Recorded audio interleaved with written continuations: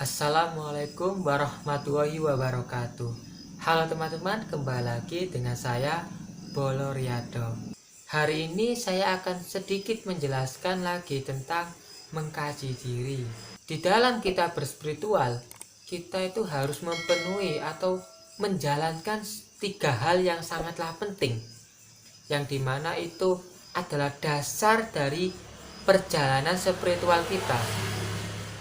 Apa saja sih tiga hal ini? Yang dimana itu tiga hal ini adalah suatu cara atau suatu dukungan agar kita itu mencapai suatu tujuan kita. Yang dimana tujuan ini saya artikan ini seperti sahabat, gampangannya itu ikut ke torekot sini, ikut berspiritual sini, ikut musafir sini. Itu apa tujuan sahabat? Contoh itu kayak mendekatkan diri kepada Allah Ta'ala atau ingin mengenali diri sejati kita. Itu adalah contoh dari tujuan kita. Jadi di dalam kita agar tercapai suatu tujuan kita itu harus melakukan tiga hal ini, atau tiga hal ini harus terpenuhi jika sahabat ingin lancar jaya bisa mencapai tujuan sahabat.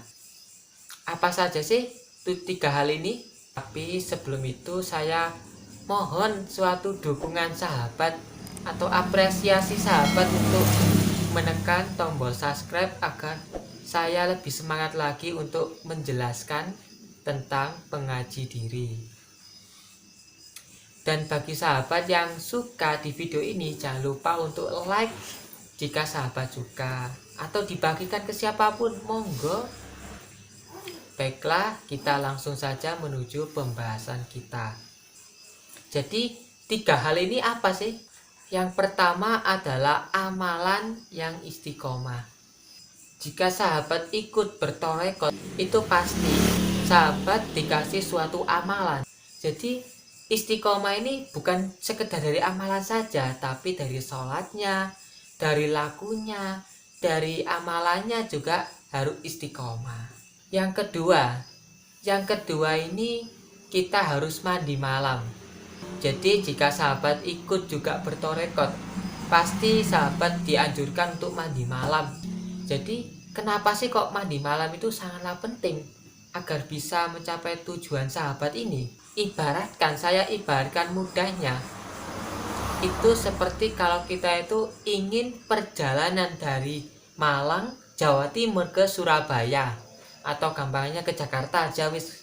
Kita perjalanan dari Malang ke Jakarta, pastikan ada perjalanan, atau perjalanan ini saya ibaratkan seperti sahabat menjalankan suatu amalan yang istiqomah.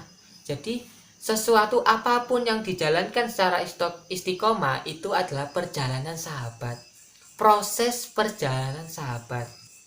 Dan mandi malam itu seperti apa? Mandi malam itu seperti saya gampangkan, saya ibaratkan itu seperti senternya, yang dimana kita senter ini bertujuan untuk menerangi jalan ke depan kita. Biar apa?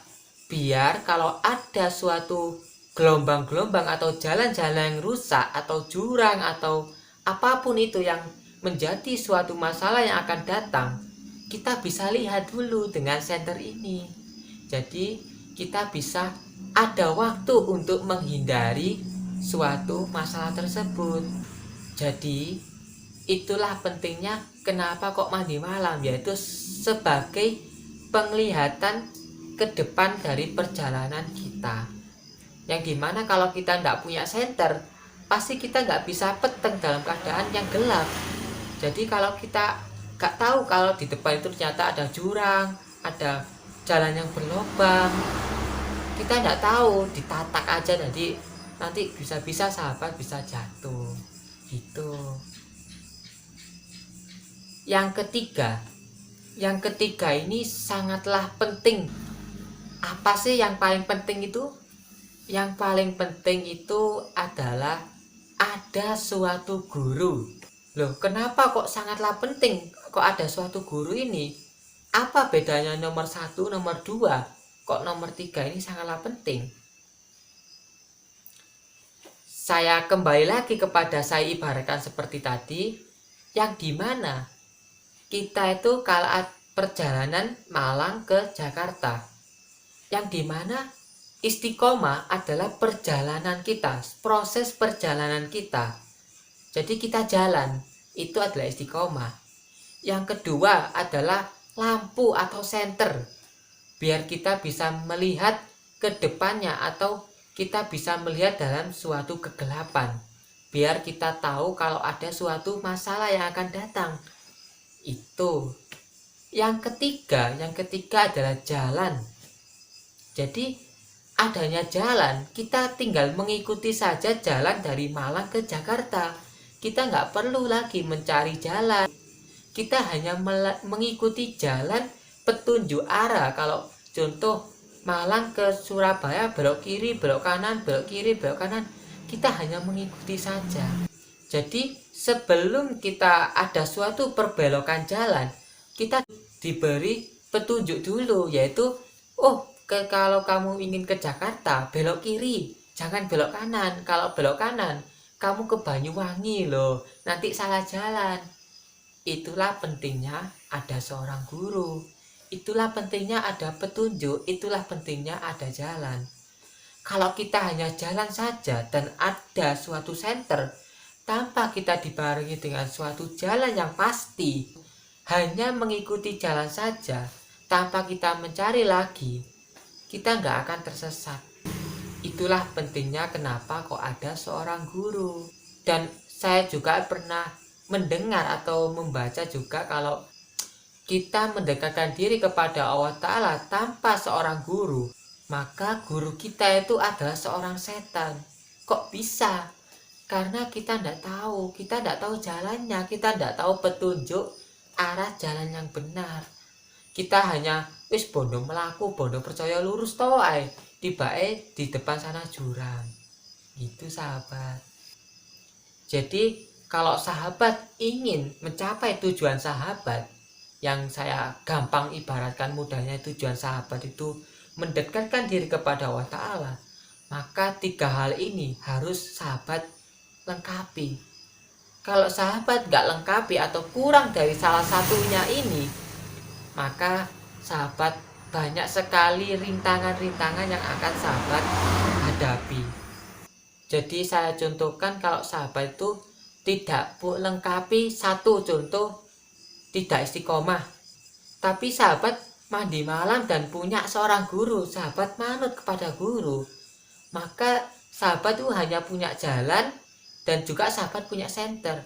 Tapi sahabat jalannya itu sangatlah pelan sekali, yang dimana sahabat pasti bakal lama untuk mencapai tujuan tersebut kalau sahabat jalannya sangatlah pelan. Apalagi kalau sahabat istiqomahnya sekali seminggu, waduh, apalagi sebulan sekali, waduh ya sangatlah lama sekali sahabat. Tapi bakal tutup, cuma sangatlah lama. Contoh lagi, kayak sahabat istiqomah dan juga ada guru, terus tapi sahabat males sekali mandi malam. Ya saya gampang mudahkan, saya ibaratkan sahabat tuh sregep, sahabat tuh ini sepedaan dengan kecepatan 40 km per jam, dan sahabat punya jalan, punya petunjuknya atau punya Google Map-nya, tapi sahabat lampunya sahabat mati. Iya kalau pada siang hari, kalau malam hari. Nah, kalau malam hari sahabat tidak tahu belok kirinya ada beloknya, tidak tahu. Ya kalau ada pinggir-pinggir jalan tuh yang namanya itu penghalang jalan itu. Iya kalau nggak ada lepas. Kalau ada jurang gimana? Nanti sahabat jatuh.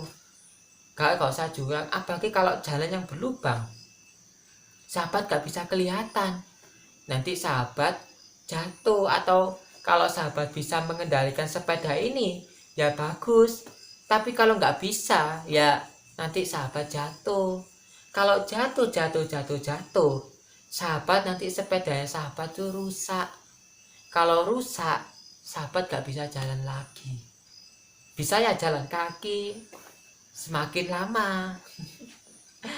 Dan yang paling penting lagi, kalau sahabat istiqomah dan juga sergepan di malamnya, tapi sahabat gak punya seorang guru, yang dimana guru ini sahabat tidak mencari seorang guru.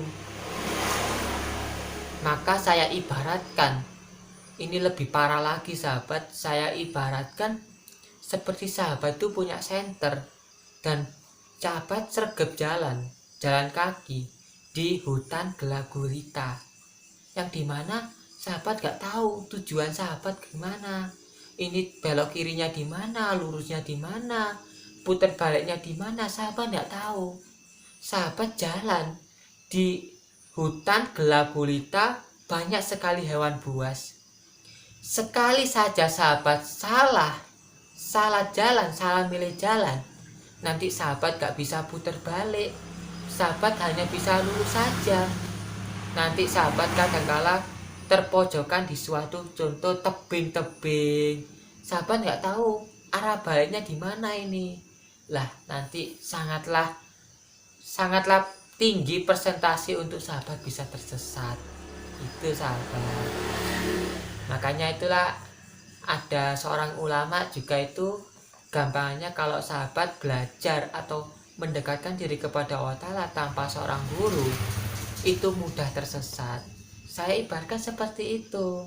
Sahabat tidak tahu yang dimana hutan itu kan kalau sudah kita lewati, kita tidak tahu kita pernah lewat sini apa enggak, kita tidak tahu.